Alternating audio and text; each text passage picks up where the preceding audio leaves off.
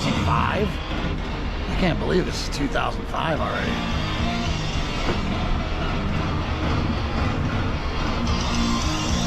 Alright, let me try to put this fryer together. Hopefully got the right tools for the right job.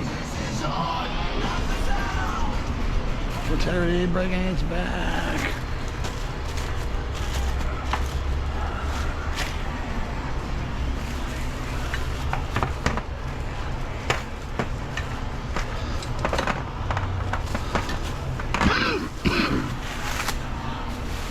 Okay, just unwrap all these parts first.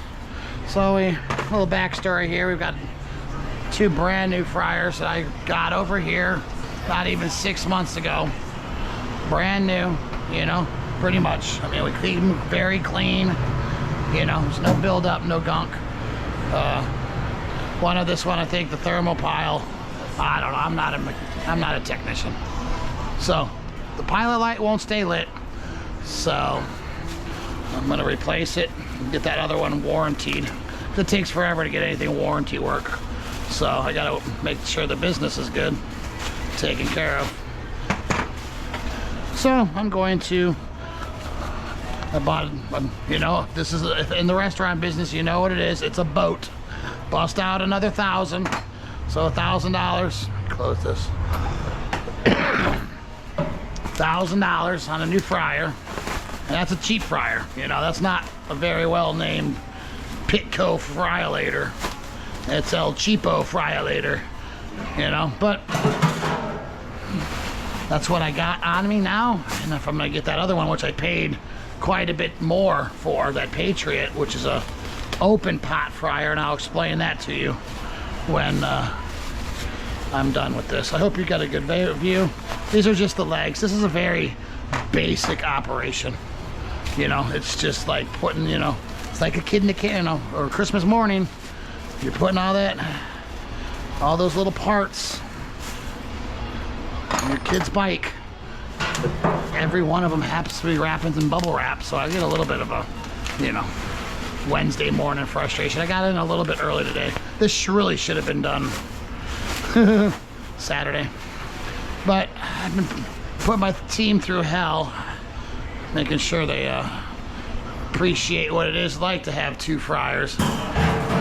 Back in my day, I only had 1 fryer and 1 basket, and we liked it. So anyway, this is a tube fryer. As you see here, it has 3 tubes.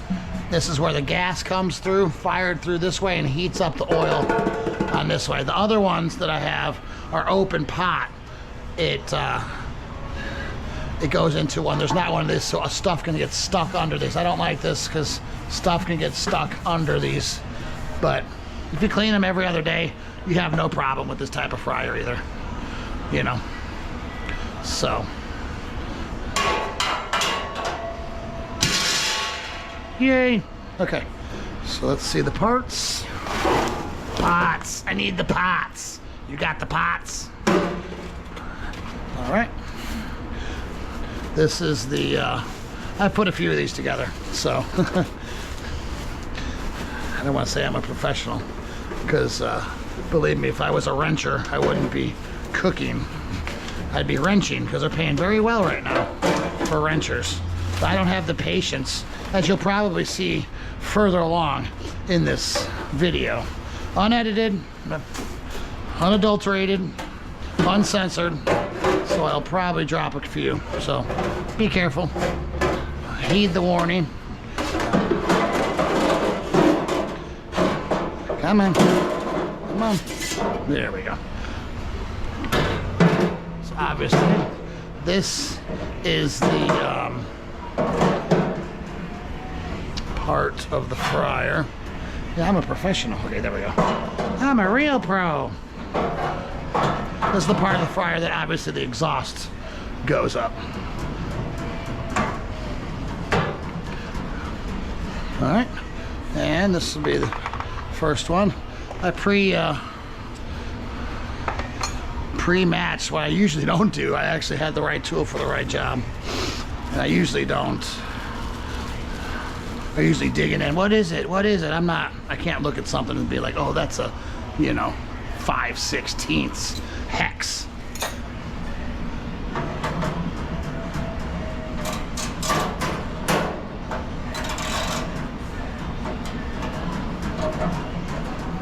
Well, let me go ahead and do what I should have done, which is hand start the thing first. Come on.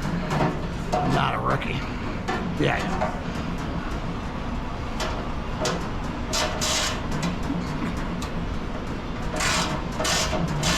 Very simple. 2 bolts, or 2 screws, I should say. The bolts will go down on the bottom, which you'll see in a second.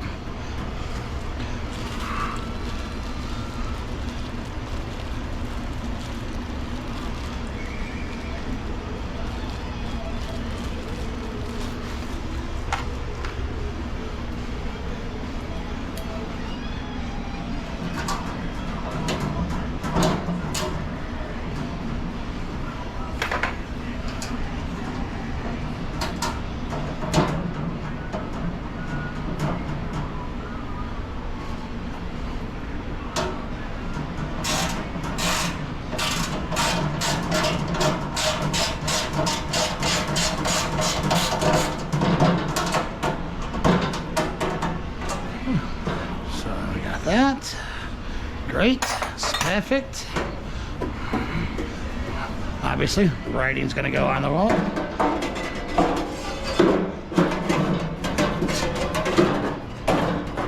It just kind of fits right over. Yeah, it fits right over. Yeah, you see?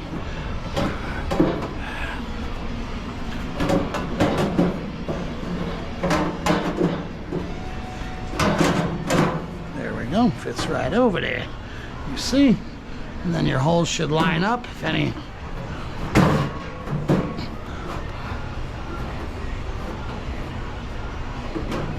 Watch your hands here. This stuff will be sharp. There we go. Good.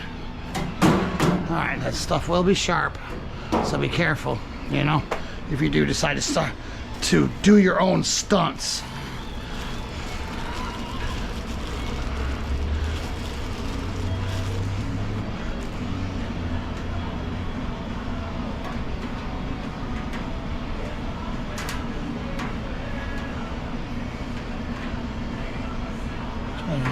Hand start these a little bit. You want to probably give me hell. Don't go down. Because I want to say that there is. So these are smaller ones. Okay.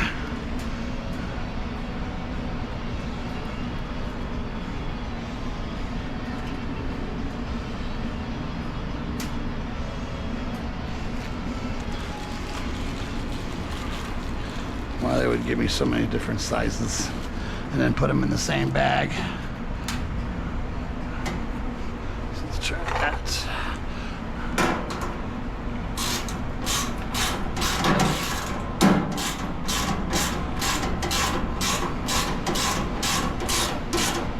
There we go, there's one.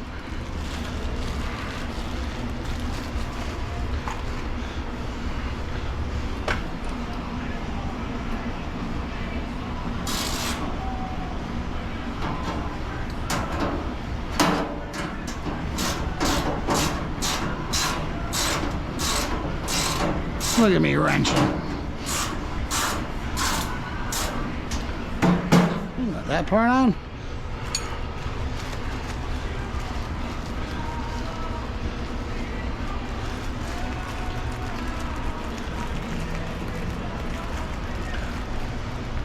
Trying to figure out where all these extra screws are going to go, but you know, anytime you're putting something together, there's always extra parts, right, guys?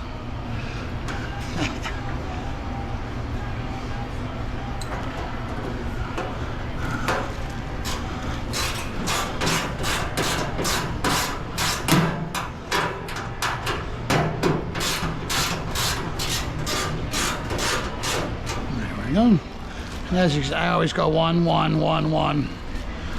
So, you know, I'm not jacking down this side, and this side's all up.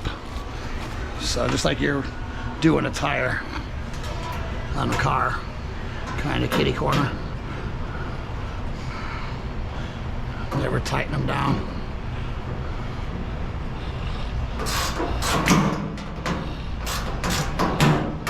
Come on.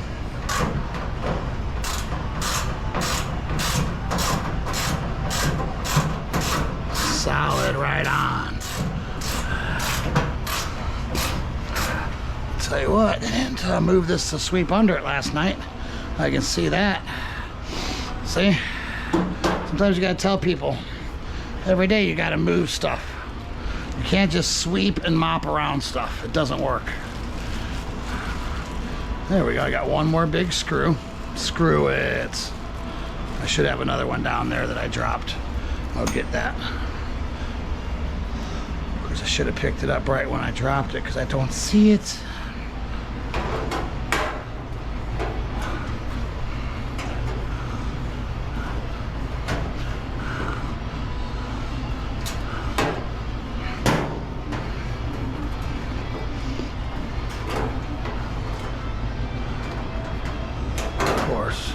There we go. Let's say, of course, it's gonna give me problems now.